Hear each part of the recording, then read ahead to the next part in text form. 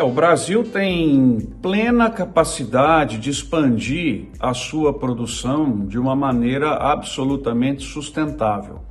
Eu sou um propagador da ideia que agricultura e meio ambiente são irmãos gêmeos no desenvolvimento do Brasil. Nós precisamos ter mais materiais em inglês, contar ao mundo do nosso Código Florestal, que inclusive em algumas áreas é permitido sim haver a remoção da mata e o plantio dentro da lei do Brasil, e que se quiserem preservar essas áreas, pode-se pagar por serviços ambientais, tem toda essa agenda para ser desenvolvida ainda, e o Brasil precisa talvez de mais 15 a 20 milhões de hectares nos próximos 10 anos para ser trazidos para a produção. Isso pode facilmente ser encontrado nas áreas de pastagens, com todo o crescimento tecnológico que a pecuária brasileira vem tendo, apresentando cada vez resultados melhores em menores áreas. Então, essa é uma possibilidade de expansão muito importante em cima das áreas de pastagens e em cima das áreas permitidas pelo Código Florestal. Temos que fortalecer para o mundo o Código Florestal brasileiro.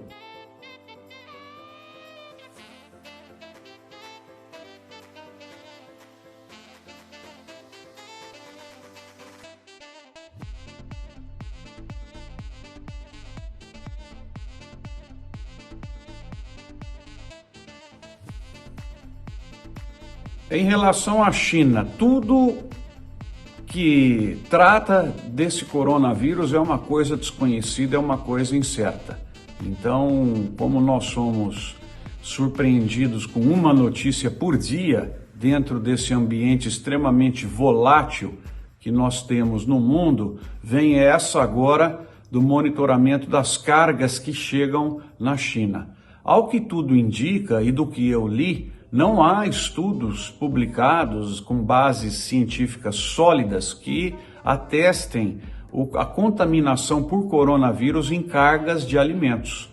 Se tivéssemos isso, seria uma preocupação bastante grande da sociedade, não apenas na China, mas também nos supermercados do Brasil. Mas não vimos casos e não há estudos com casos nessa linha. Então é necessário observar muito de perto o que vai ser esse comportamento para ver se não é uma atitude oportunista no sentido de colocar um freio à entrada de produtos e com isso tentar uma renegociação, uma vez que a carga já está lá. Ficar muito atentos a isso. O Ministério da Agricultura do Brasil, as nossas organizações, todas elas unidas para não permitir ações oportunistas contra empresas aqui do Brasil. Tomara que não seja.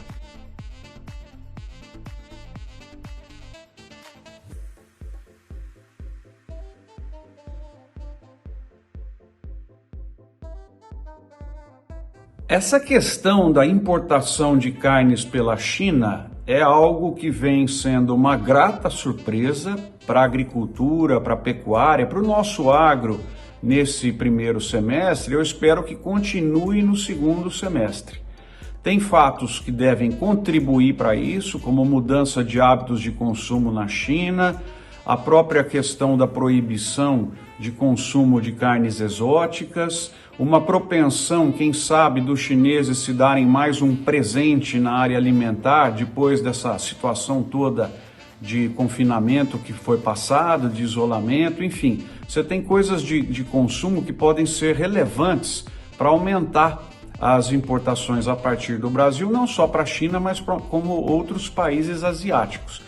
O nosso medo principal é uma segunda onda de infecção pelo vírus que possa levar outra vez à retração da atividade econômica e não ter essa perspectiva de abertura que nós estamos apostando hoje. Então tem que monitorar muito de perto.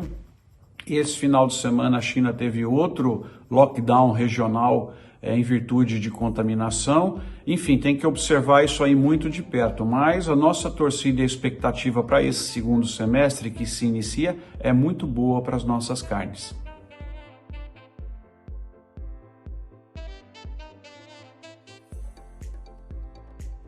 A questão do milho é bastante interessante, o conjunto de variáveis é muito grande.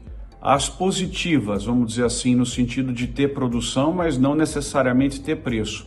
Segunda safra no Brasil vindo muito bem, não tivemos frustração aí graças ao clima, e a safra americana também vindo bem, que ela é gigante. Então, sobre o aspecto da oferta, você tem esses dois itens contribuindo, tem produto.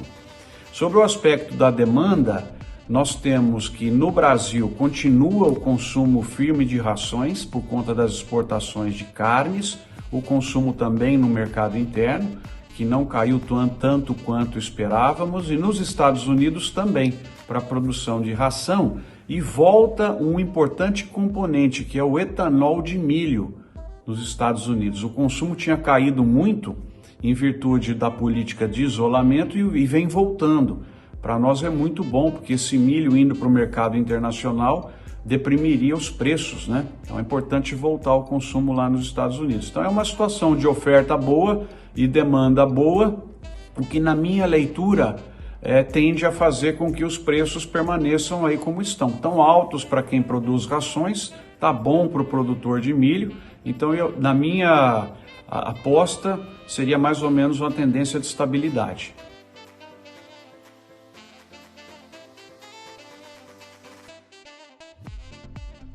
A questão da vacinação para a febre aftosa está aí um dos principais pontos que a cadeia produtiva tem hoje condições muito mais estabelecidas com o avanço do digital, de conversar e chegar a um consenso com ampla participação dos nossos cientistas, dos nossos empresários, tanto dentro da porteira, né, dos pecuaristas e suas associações, como também da indústria pós-porteira, os frigoríficos e a indústria de insumos, produtora das vacinas.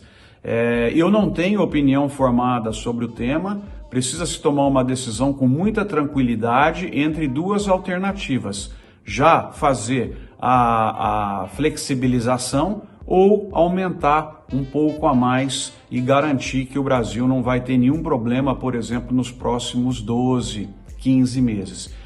Ambas têm prós e contras que devem ser pesados para se tomar aí uma decisão. Portanto, aí é diálogo de alto nível da cadeia produtiva para medir riscos e ações de cada uma dessas duas alternativas.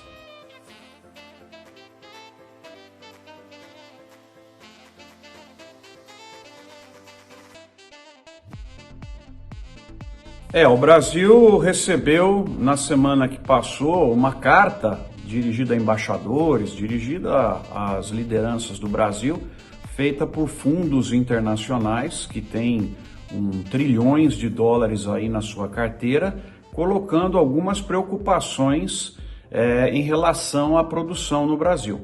Como eu sou favorável à orientação pela demanda, é muito importante que essa carta seja adequadamente respondida, com detalhamento de todas as atividades que vêm sendo feitas em cada um dos ministérios, manter o diálogo aberto com esses gestores. Hoje é fácil, talvez uma reunião via Zoom ou outra forma de contato digital com os presidentes desses fundos a cada 3 ou 4 meses para mostrar aí as evoluções, mas eu sou muito favorável ao diálogo.